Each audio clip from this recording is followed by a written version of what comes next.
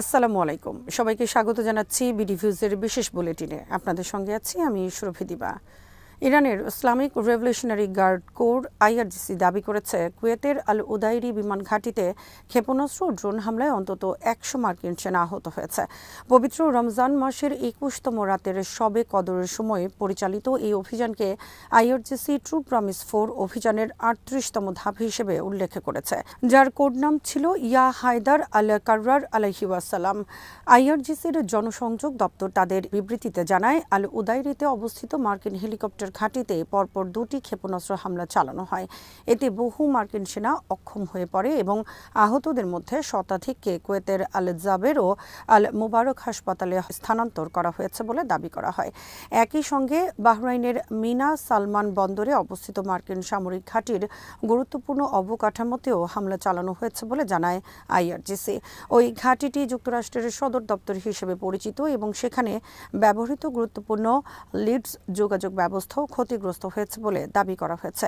বিবৃতিতে আরও বলা হয়, মোহাম্মদ আল আহমদ ও আলী আল সালেম নৌ ঘাঁটিতে থাকা প্যাট্রিয়ট ক্ষেপণাস্ত্র প্রতিরক্ষা ব্যবস্থা, সরঞ্জাম গুদাম এবং মার্কিন সেনাদের ব্যারাক ও ক্ষেপণাস্ত্র ড্রোন হামলায় ব্যাপকভাবে ক্ষতিগ্রস্ত হয়েছে। আইআরজিসি জোর দিয়ে বলেছে, মধ্যপ্রাচ্যে অবস্থানরত মার্কিন বাহিনী ও ইসরায়েলি শাসনের বিরুদ্ধে তাদের অভিযান অব্যাহত থাকবে। সংস্থাটি জানিয়েছে, তাদের লক্ষ্য কেবল শত্রুপক্ষকে সম্পূর্ণ আত্মসমর্পণে বাধ্য করা এবং যতক্ষণ না তাদের জাতির উপর যুদ্ধের ছায়া দূর হয় ততক্ষণ এই সংঘর্ষের সমাপ্তি হবে না। ইরানের ক্ষেপণাস্ত্র সক্ষমতা ধ্বংস করা হয়েছে। যুক্তরাষ্ট্রের এমন দাবি সরাসরি নাকচ করেছেন ইরানের পার্লামেন্ট স্পিকার মোহাম্মদ বাঘের কালিবাফ। বুধবার সামাজিক যোগাযোগ মাধ্যম এক্সে দেয়া এক পোস্টে তিনি বলেন, ইরান এখন আগের তুলনায় কম সংখ্যক ক্ষেপণাস্ত্র ব্যবহার করেই নির্দিষ্ট লক্ষ্যবস্তুতে নিখুঁতভাবে আঘাত হানতে সক্ষম। তার এই বক্তব্য এসেছে যখন ওয়াশিংটন দাবি করছে যে সাম্প্রতিক সামরিক অভিযানে ইরানের ক্ষেপণাস্ত্র সক্ষমতা বড় ধরনের ক্ষতির মুখে পড়েছে। তবে কালিবাফ বলেন, যুক্তরাষ্ট্রের এই দাবি বাস্তবতার সঙ্গে সামঞ্জস্যপূর্ণ নয় এবং তা কেবল প্রচারণার অংশ। পোস্টে তিনি ইসরায়েলের আকাশ প্রতিরক্ষা ব্যবস্থা আয়রন ডোম নিয়েও তীব্র কটাক্ষ করেন। কালিবাফের ভাষায়, চলমান আঞ্চলিক উত্তেজনার মধ্যে আয়রন ডোম এখন এক ধরনের বিদ্রূপে পরিণত হয়েছে। তিনি আরও ব্যাখ্যা করেন, ইরানের সাম্প্রতিক বৃহৎ আকারের ক্ষেপণাস্ত্র হামলার প্রথম দফাগুলো মূলত শত্রুপক্ষের রাডার ও প্রতিরক্ষা ব্যবস্থা অকার্যকর করার উদ্দেশ্যে পরিচালিত হয়েছিল। এই কৌশলের লক্ষ্য ছিল প্রতিপক্ষের নজরদারি ও প্রতিরক্ষা সক্ষমতাকে অন্ধ করে দেয়া। কালিবাফের মতে, ওই কৌশল কার্যকর হওয়ায় পরবর্তী হামলাগুলো আরও নিখুঁতভাবে পরিচালনা করা সম্ভব হয়েছে। ফলে এখন তুলনামূলক কম ক্ষেপণাস্ত্র ব্যবহার করেই নির্দিষ্ট লক্ষ্যবস্তুতে আঘাত হানা সম্ভব হচ্ছে। ইরানের পার্লামেন্ট স্পিকারের এই মন্তব্য এমন সময় এলো যখন মধ্যপ্রাচ্যে উত্তেজনা অব্যাহত রয়েছে এবং ইরান, যুক্তরাষ্ট্র ও ইসরায়েলের মধ্যে পাল্টাপাল্টি দাবি ও বিবৃতি পরিস্থিতিকে আরও জটিল করে তুলছে। ইরানের প্রেসিডেন্ট মাসুদ পেজিশকিয়ান চলমান মার্কিন ইসরায়েল যুদ্ধ বন্ধের জন্য কয়েকটি শর্ত ঘোষণা করেছেন। বুধবার রাতে সামাজিক যোগাযোগ মাধ্যম এক্সে দেয়া এক পোস্টে তিনি বলেন, মধ্যপ্রাচ্যে শান্তি প্রতিষ্ঠার জন্য ইরান প্রতিশ্রুতিবদ্ধ। তবে যুদ্ধ বন্ধ করতে হলে প্রথমে ইরানের বৈধ অধিকার স্বীকার করতে হবে, ক্ষতিপূরণ দিতে হবে এবং ভবিষ্যতে ইরানের বিরুদ্ধে কোনো ধরনের আগ্রাসন হবে না এ বিষয়ে আন্তর্জাতিক পর্যায়ে দৃঢ় গ্যারান্টি দিতে হবে। তিনি দাবি করেন, এই সংঘাতের সূচনা করেছে যুক্তরাষ্ট্র ও ইসরায়েল এবং তাদের আগ্রাসনের কারণেই পরিস্থিতি উত্তপ্ত হয়ে উঠেছে। প্রেসিডেন্ট পেজিশকিয়ান জানান, তিনি রাশিয়ার প্রেসিডেন্ট ভ্লাদিমির পুতিন এবং পাকিস্তানের প্রধানমন্ত্রী শাহবাজ শরীফের সঙ্গে পৃথক টেলিফোন আলাপ করেছেন। ওই আলোচনায় তিনি আঞ্চলিক পরিস্থিতি নিয়ে মতবিনিময় করেন এবং ইরানের অবস্থান স্পষ্টভাবে তুলে ধরেন। তার মতে, এই যুদ্ধ বন্ধের একমাত্র বাস্তবসম্মত পথ হল ইরানের সার্বভৌমত্ব অধিকারকে স্বীকৃতি দেয়া এবং আগ্রাসনের জন্য ক্ষতিপূরণ নিশ্চিত করা। ইরানের প্রেসিডেন্ট বলেন, তেহরান যুদ্ধ চায় না, তবে দেশের নিরাপত্তা, সার্বভৌমত্ব, জনগণের অধিকার রক্ষায় ইরান দৃঢ় অবস্থানে থাকবে এবং আন্তর্জাতিক সম্প্রদায়ের কাছে ন্যায়বিচার দাবি অব্যাহত রাখবে। ইরানি প্রেসিডেন্ট মাসুদ পেজিশকিয়ান এবং হাইথাম বিন তারিক আল সাইদ বুধবার রাতে টেলিফোনে আঞ্চলিক পরিস্থিতি নিয়ে আলোচনা করেছেন। বিশেষ করে সাম্প্রতিক সময় ইরানের উপর যুক্তরাষ্ট্র ও ইসরায়েলের আগ্রাসনের পর মধ্যপ্রাচ্যের পরিস্থিতি নিয়ে দুই নেতা মতবিনিময় করেন। আলোচনায় ইরানের প্রেসিডেন্ট পেজিশকিয়ান বলেন, পশ্চিম এশিয়ায় স্থিতিশীলতা বজায় রাখা এবং প্রতিবেশী দেশগুলোর সার্বভৌমত্বের প্রতি সম্মান প্রদর্শন করা ইরানের নীতিগত অবস্থান। তবে তিনি সতর্ক করে বলেন, আঞ্চলিক দেশগুলোতে অবস্থিত মার্কিন সামরিক ঘাঁটি থেকে যদি ইরানের বিরুদ্ধে কোনো হামলা চালানো হয় তবে তা কোনো অবস্থাতেই গ্রহণযোগ্য হবে না। তিনি ওমানের গঠনমূলক ভূমিকার প্রশংসা করেন এবং আঞ্চলিক উত্তেজনা কমাতে দেশটির কূটনৈতিক প্রচেষ্টার জন্য ধন্যবাদ জানান। পেজেশকিয়ান আরও বলেন, যুক্তরাষ্ট্র ও ইসরায়েল এমন সময় ইরানের উপর হামলা চালিয়েছে যখন তেহরান ও ওয়াশিংটনের মধ্যে পারমাণবিক আলোচনা চলছিল। ওই হামলায় ইসলামী বিপ্লবের সর্বোচ্চ নেতা আলী খামেনি সহ কয়েকজন শীর্ষ সামরিক কমান্ডার, বহু বেসামরিক নাগরিক এবং দক্ষিণের হরমোজগান প্রদেশের মিনাব শহরের একটি প্রাথমিক বিদ্যালয়ের ১৭০ জনের বেশি শিক্ষার্থী নিহত হয়েছে। তিনি বলেন, এই ঘটনা প্রমাণ করে যুক্তরাষ্ট্র ও ইসরায়েল আন্তর্জাতিক আইন ও নীতিমালা মানে না। পেজেশকিয়ান জানান, সংঘর্ষের ফলে ব্যাপক মানবিক ও অবকাঠামোগত ক্ষয়ক্ষতি হয়েছে। একই সঙ্গে তিনি জোর দিয়ে বলেন, ইরান প্রতিবেশী দেশগুলোর সঙ্গে সম্পর্ক জোরদার করতে এবং আঞ্চলিক সহযোগিতা বাড়াতে অগ্রাধিকার দিচ্ছে। ওমানের সালালাহ বন্দরে হামলার গুঞ্জন প্রসঙ্গে তিনি বলেন, ইরান শুধুমাত্র সেই সব স্থাপনাকে লক্ষ্য করে প্রতিক্রিয়া জানায় যেগুলো সরাসরি ইরানের বিরুদ্ধে হামলায় জড়িত। অন্যদিকে ওমানের সুলতান হাইথাম বিন তারিক আল সাইদ আঞ্চলিক স্থিতিশীলতা রক্ষায় সহযোগিতা জোরদারের উপর গুরুত্ব আরোপ করেন এবং মুসলিম দেশগুলোর মধ্যে বিভেদ সৃষ্টির যে কোনো প্রচেষ্টার বিরুদ্ধে ঐক্য বজায় রাখার আহ্বান জানান। ইরানের সেনাবাহিনী বুধবার ভোর থেকে ইসরায়েলি সামরিক স্থাপনাগুলোর বিরুদ্ধে ড্রোন অভিযান চালানোর দাবি করেছে। এক বিবৃতিতে জানানো হয়, অধিকৃত ফিলিস্তিনে অবস্থিত ইসরায়েলি সামরিক গোয়েন্দা অবকাঠামোর বেশ কয়েকটি গুরুত্বপূর্ণ লক্ষ্যবস্তুতে এ হামলা পরিচালনা করা হয়েছে। লক্ষ্যবস্তুর মধ্যে ছিল ইসরায়েলের সামরিক গোয়েন্দা অধিদপ্তর আমান, সিগন্যাল গোয়েন্দা ইউনিট 8200, গ্রিন পাইন রাডার ব্যবস্থায় এবং হাইফা নৌ ঘাঁটিতে অবস্থিত সাবমেরিন সদর দপ্তর ভবন।